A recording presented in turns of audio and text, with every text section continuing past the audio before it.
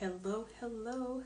As we're getting closer to the end of my 90-day sprint, which is me really focusing on my business and with a one particular goal, I wanted to come on here and talk to you about something that I think the conversation around small business, particularly fiber business, women owned business, are missing out on. If you are new here, my name is Tian Connaughton. I am a knit and crochet designer, technical editor, author, course creator, teacher, all things. My most recent books are Cardigans for Everybody. It's a book about knitting and crocheting sweaters for folks who do not have standard bodies. It's a guide to help you figure out what sizes to make and how to make adjustments to the pattern, as well as making adjustments to the yarns you're using, so that you can just pick up any yarn and use any gauge and follow a pattern with modifications to your perfect fit, and know that that sweater will always fit your body regardless of what your body looks like. So that's what that book is about. And my most recent book is a novel. It's called The Magic Knitting Pattern Book. And that is a cozy mystery which revolves around this magical book that the main character finds hidden in her yarn shop. And then she goes on this amazing adventure. It's a quick read, and I would recommend that you pick it up for the fall season, winter season, if you just need a cozy little story to read. So that's me, and I've been able to do all that because of the things we're going to be talking about today. So when we're talking about running our businesses and marketing and promotion, it's a little confusing for a lot of us. I know it was for me when I started, because I thought promotion meant just me going out and always like, oh, I'm having a sale, I'm doing this, buy my thing, buy. But there's a whole other area that we need to be focusing on when we're talking about marketing. And there's like 4 things that I really want to touch on today when we're talking about marketing, promotion, and getting customers to buy from you. So here are the 4 things. They're visibility, lead generation, conversion, and customer retention. There's more, but these are the 4 points I want to touch on today. So visibility is just you putting yourself out there and being seen. It's you attracting people. It's you maybe showing up on social media, or showing up on other people's podcasts. It's about you showing up in a way where your audience is, and they will find you and know that you connect to them, right? Visibility is about not just you constantly being on social media doing offers and promotions and sales and things like that, but it's really about you stepping out of your comfort zone and having your audience, those people who are for you, your ideal audience, know that you're out there. Because a lot of times we're like, oh, no one's buying for my thing, no one's following me, no one's doing this. Well, they can't if they don't know you're out there. So you need that visibility piece. You need people to know that you are out there. They need to know what you do and be able to find you. You want to attract the people that are for you and repel those who are just like, nah, I don't want that. Okay? So you need to have a clear message that is attracting those right people for you. So that's the first thing, visibility. It's getting out there, being seen. It's like you holding up a sign that says, hey, I'm here, I sell this, I do this. This is who I am as a business. If you are a brick and mortar, that is your sign. That's your Google map. That's all those things that are bringing folks to you, that let people know that you're there, and your exact location and your hours and your things like that. As online sellers, we can do the same thing. Okay? Now, the next thing is lead generation. So what does that mean? That's you getting your audience, those people who are finding you through your visibility strategy, and now you're nurturing them. They found you, and then what? Right? Are they going to follow you on social media? Are you going to get them onto your email list so that you can nurture them, send them emails, and really let them understand what you're about. It's not enough to have people follow you on social media, because if you, or even if you don't understand how the algorithm works, people aren't really seeing posts like they used to in the good old days. People keep talking about like in the good old days when people would see their posts. Okay, those days are gone. Let's move on.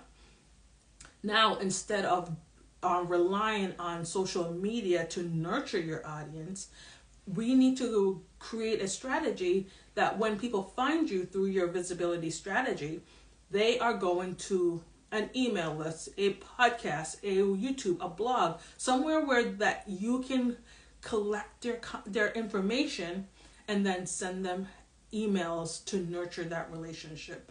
We know that folks check their email multiple times during the day, where they might not go on YouTube as much, or they might not go on Instagram as much, or Threads. They might go on those places, but that doesn't mean they're seeing your stuff. But if you send them an email, chances are they're going to see that. So try to build that visibility, get them to follow you, know you, learn about you, get to know, like, and trust you, and then move them on to your email list where you can nurture that audience. So you're going to need like a lead magnet. You're going to need some way to get them from social media onto that platform that you own. Okay? So that's 1, visibility is being seen. 2, lead generation, which is you nurturing your audience. And 3 is conversion. That's when you actually make the sale. So often we're posting on social media and we're like, buy this, buy this, buy this. But folks aren't buying directly from social media because they go on social media to go have fun. They're not necessarily on there to buy, even though they do buy. But they are more likely, there are some stats out there where folks are more likely than not to buy from your email than from social media. So that's kind of like that funnel you want to create, where people find you at the top of the funnel and they get down into the nurturing sequence, which is through your lead generation, and then actually buy, right? And it's not just you always saying, oh, here's a promo code, here's a discount code. No, people will buy if they know what's in it for them, if they understand how this thing you're selling fits into their lives. So that's what you're going to be sending in your emails during your nurture sequence, to really let your audience know, this is what I do, this is what the offer is, and this is how the thing fits into your life, and then give them the opportunity to buy from you, right? Give them the opportunity to say, yes, I want this thing, and to buy, make that sale. Now, a lot of us stop there. The sale's done, we move on, we start again, and we try to get more people to buy. But study shows that people are more likely to buy from you a second time. So why start the process over and over if you know statistically that they are more likely to buy? Those first-time buyers will buy again. You don't have to convince them, because they already know, like, and trust you. They already bought a thing from you. So now it's a matter of you figuring out how to retain that customer. And that's step number 4. So we have visibility, we have lead generation, we have conversion, and now it's how to retain those customers. We want to be able to increase our average sales with that particular customer. They might buy one pattern for $5, but if they can stay on your email list and you can continue to nurture them so they can buy other patterns, then that is going to be more profitable for you. And that's going to be beneficial for your audience as well, because if they bought once and they like your pattern, they want to continue to support you. They want to continue to buy from you. They already know how you write patterns. They already know how you do your abbreviations and things like that. They like how you explain patterns. So of course they're going to want to buy. And you want to be able to give them opportunities to buy over and over. And even if you only have like 5 patterns, that doesn't mean you just sell one and then just keep going and finding new customers. Figure out how to turn that one-time buyer into repeat customers, because they are going to be the best customers you have. If they bought once They like you, they know you, they trust you, and they're gonna buy again. But we have to stay top of mind. We have to continue to show up. We have to continue to nurture that relationship and not just make it transactional. It's not just buy my thing and then you move on. It's really about understanding your customer's journey. Where are they right now?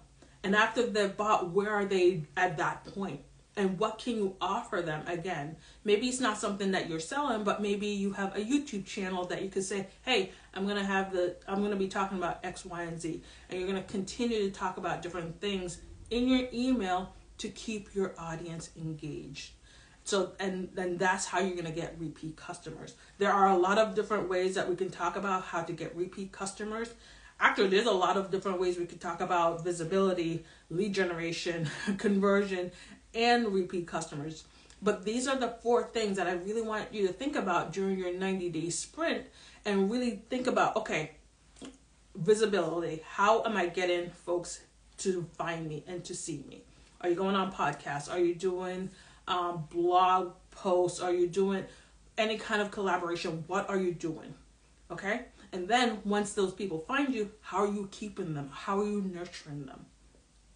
And then once they're like, yeah, I know you, I like you, I trust you, how are you going to convert those followers and those email subscribers into sales? And once they've bought, the journey does not end there. Continue to talk to them. Continue to figure out where they are on their journey. What else do they need? How else can you support them?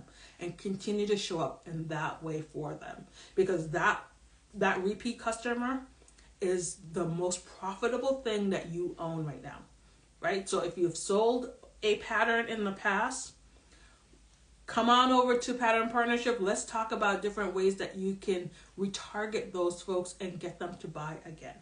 And it's not just a one-step thing. There's a process, and I'd love to work with you to go through all these 4 steps. So if you are struggling with pattern sales and you're like, I don't know what to do, I think I need to do a sale, it's not just one thing.